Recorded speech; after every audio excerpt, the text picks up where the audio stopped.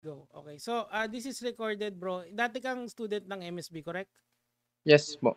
Okay. So, can you state your name for the record? Ayoko na po sanang masali dun, boss, eh. Oo nga. Pero sinabi mo pwede kong i-record eh. Pero anuin mo lang. Ano yung pangalan mo? Nickname. Ayoko po sanang sabihin, boss, kaya po nililinis ko po yung pangalan ko, Oo. eh. Hindi kasi yung iba kasing profile is naka-public. So, nakikita ng ibang tao. Hindi naman naka-private yun eh. So, wala kang expectation of privacy. Gets? Opo. Pero Mm. po yun, eh, last year ko pa po yung account na yun, Yes. kaya ganun po. I see. So, pero galing ka sa MSB, tama? Opo, last year po. Anong batch ka? 20 po. 20. Magkano binayad mo? 6K po. 6K? Hindi 6,897? Opo, ganun po. Parang Okay. ganun po yata. Close to 7,000, tama? Yes po. Okay. So, you are talking dito kasi gusto mong i-clear yung pangalan mo na last year pa yung account na yon, tama? Opo, Okay, last very year pa good. po. Ilan taon ka na? As of now po, 19 na po.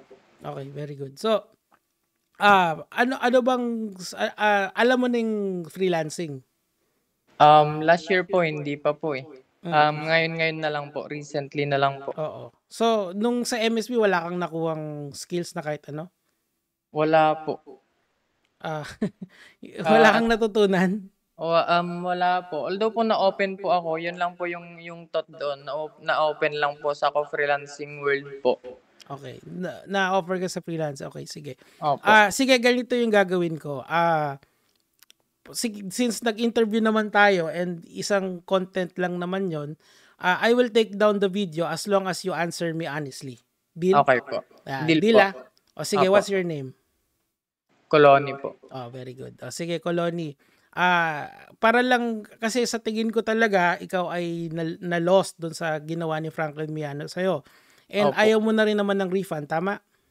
Opo. Hindi Okay, na po. Okay, very good. Pero tatanggalin ko yan para sa'yo kasi gusto ko lang maging honest ka. So, sa batch 20 ka, tama? Opo, batch 20 po. Meron ka bang proof na maisisend sa akin ngayon para patunayan na batch 20 ka? Hanapin ko lang po. O sige, okay lang ba na isend mo sa akin after this call? Okay po. Okay, Eto, meron po. O sige, send mo na sa akin ngayon. Antayin ko. Sige po. Para makipapakita natin sa viewers natin. Kasi for awareness din to, pare. Kasi marami kang matutulungan dyan sa storya mo eh.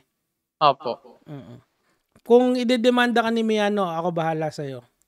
Sige po. Hindi ka gagalawin nun. Kukuruting ko pa sa ano yun. Opo. Sa kanang bayag. Opo. Gusto ko kasi nagulat po ako, eh. Kaya Oo nga eh. Bro, hinahanap lang namin through naka-scroll na kasi kayo sa websites eh. Gets mo ba? Opo. Actually, nung una po, na pumuputok po yung issue, parang hindi ko pa po nagigets. Pero nung na-point out nyo na po, na hindi ko po ma-figure out noon, na within 30 days, hindi mo talaga magagawa yung pinapa-implement niya kasi it's not possible po. It's impossible. Yes po. Okay. Sobrang impossible po. Very good, very good. So, so kailan ka nag-enroll? Anong date? Naalala mo ba? April last year po. Ano intindi mo dun sa refund? Within 30 days po is magkakaroon ng refund kung walang client. Yun lang po yung naintindihan ko dati. 30 days after the purchase or 30 days after mong matapos yung course? After the purchase yata po yun, eh. Hindi ko na po alala. So, pag bili mo, kailangan after 30 days matapos mo. Hindi, intindi mo lang, tol. Walang tama't maling sagot. Yun po. Yun yung pagkaintindi ko. Dapat magkaroon, magawa ko po lahat nung nandun sa course. Like lahat po ng pinapagawa. And pag hindi po nagawa yun is walang refund. Like magbibigay po ako ng proof na na nagawa ko lahat yun.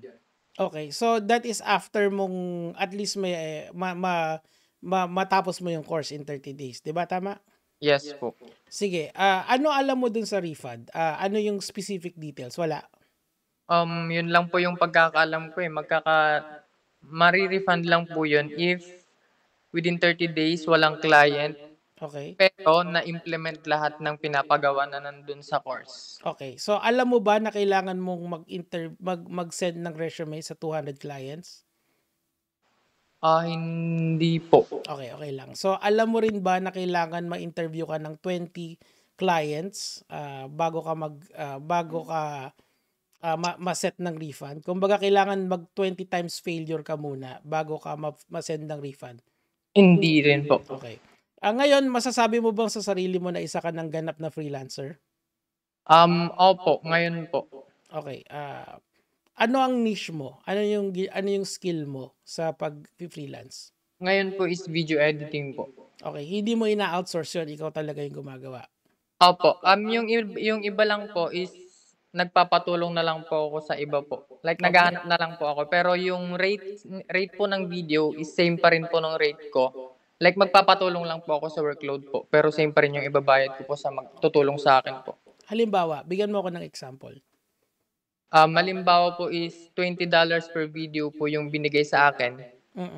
And may 30 videos po ako na gagawin within 1 month. Tapos yung 15 videos po na yon is parang i-outsource ko rin po siya pero same pa rin po yung ibabayad ko. $20 pa rin po yung matatanggap nung tumulong sa akin. So hindi mo ginagawa yung tinuro ni Miano na kung $20 per video, $5 sa kanila, $15 sa'yo. Hindi mo ginagawa yon. Hindi po. Mahirap po yung maggawa ng video, tas $5 lang. $10? Hindi rin po. Malabo po. Bakit? Kasi po $10, magkano sa peso po yun is nasa 500 lang po yata. Oo nga, mahirap na ngayon ang buhay, no, Brad? Opo. Tapos po kasi pagod po tsaka puyat po is para sa 500 pesos po, hindi po worth it yun. Kaya alam ko po yung value ng editors na katulad ko rin po. Kaya yun po. Sige, very good. Bro, so sinasabi, paano ka nag-i-edit? Wala kang PC? Meron po. Okay. Anong, yung mga pinapasahan mo, meron din sila? Meron din po. Meron din pong PC. Tapos yung editor is tito ko lang din po. Binilhan ko na lang po. Oh, very good. Marunong na rin siya? Meron na rin po. Medyo marunong na rin po. Kumbaga may guidance mo pa rin?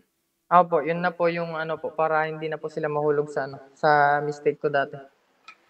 So hindi ka kumikita ng 6 digits per month? Kumikita na po ako ngayon pero 3 clients po yun. 3 clients, mahirap yun. Opo, sobrang hirap po kasi 90 videos po yun. Hindi, pero roughly magkano yun? Nasa 160 po yata yun. 160, kaso 3 clients, tapos 90 videos. So, hindi ka na nag-aaral niyan? Hindi na po. Last year po. Okay. So, pero yung kinikita mo is of your hard work, not from Franklin Miano, right? No po. Opo. Okay, very good. Wala pong kahit piso. Good. So, basically, wala kang natutunan sa MSB. Yung mga skills mo, natutunan mo yan outside, sa sarili mo. Tama? Okay. So, in-attempt mo ba mag-refund? Hindi.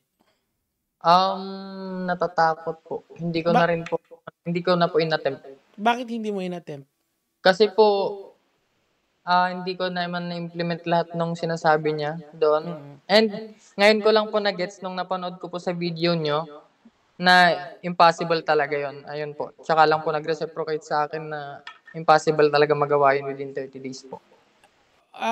So, ikaw ngayon as a freelancer, hindi mo kayang mag-apply sa 200 na kliyente in 30 days? Hindi po. Ikaw as a freelancer ngayon, masasabi mo na imposible yun? Opo, kasi po mas focus sa pag-practice po ng skills. So yung 20 na interview kaya mo sa isang buwan? Hindi rin po. Okay. Kung noon po is hindi po talaga kasi first time ko lang pong pumasok sa freelancing world that time po. So talagang ngayon inimprove mo na yung skills mo kaso hindi mo sinukuan kung baga. Tama? Opo. Okay. So, sabi mo batch 20 ka. Tama?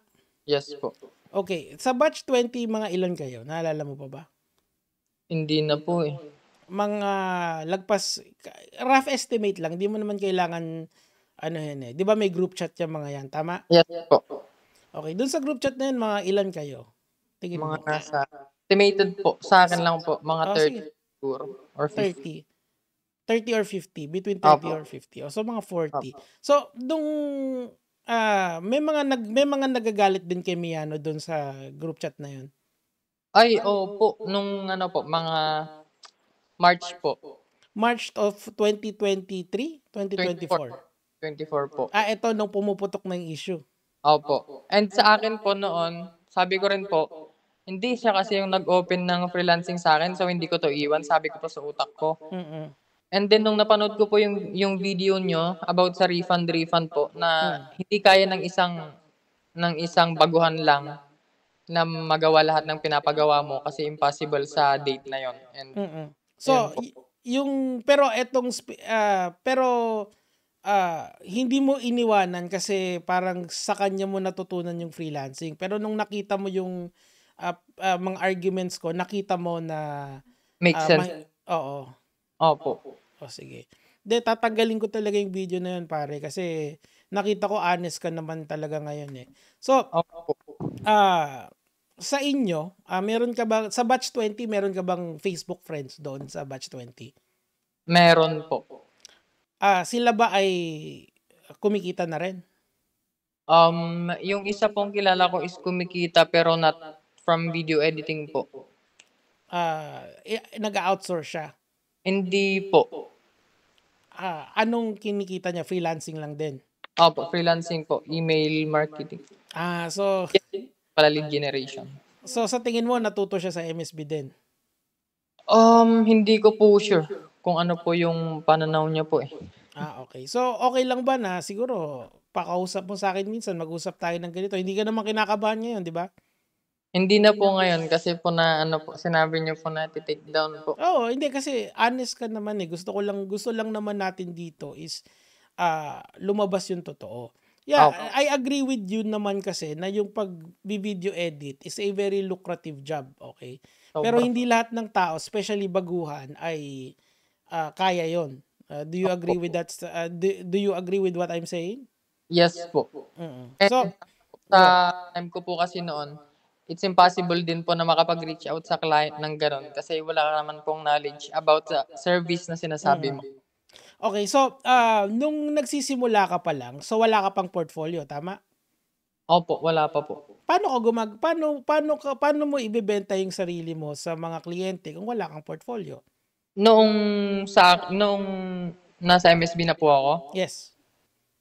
nag-aano lang po, like, yung mga nakikita nyo po ngayon na ano, ginagawa rin po ng mga baguhang MSB na ano po, students. Ano yun? Like, ginagamit po yung pangalan ni Miano po. Yung Ganon. ginawa mo doon sa ano Opo. mo. O sige. Bro, sige, tuloy mo lang. Go. Dati po. Pero ngayon po, nung after 3 months po, nag-reciprocate po sa akin na ano po, na parang, like, impossible naman po kung mangyayari yun kung walang skills talaga. So, nag-practice po ako within 6 months. And then, that 6 months po, nagkaroon po ako ng client without using the name of Miano po, but using my skills po. Correct, kasi portfolio mo na yan eh, di ba? Opo. And Okay. yung portfolio ko po dati talaga is puro, kung isipin ko po ngayon talaga, parang imposible po kasi yun kasi mostly, ang dami na pong gumagamit ng pangalan niya. Kaya, gumawa na lang po ako ng way para mag-stand out. Tama, correct. Sige, ako bahala sa'yo, bro. Suggest ko lang balikan mo mag-deal ka ngayon, tiisin mo na lahat ng resume na may pangalang Miano, tanggalin mo na at mabuhay ka. Sumali ka rin sa groups ko, pare, magturo ka ng tamang paraan sa freelancing. Kasi may okay naman talaga yung video editing na yan. Sila Carl, sila Steven, successful kasi marunong sila, 'di ba, sa ganyan. Opo. Pero yun kung may skills ka, tama, 'di ba? Opo. Okay, so anong tawag dito? So, doon sa batch 20, may mga kilala ka personally na gustong magpa-refund? Wala po. Baka takot din po kasi siguro. Or nahihiya. Sige. Kailan mo nakuha yung unang client mo?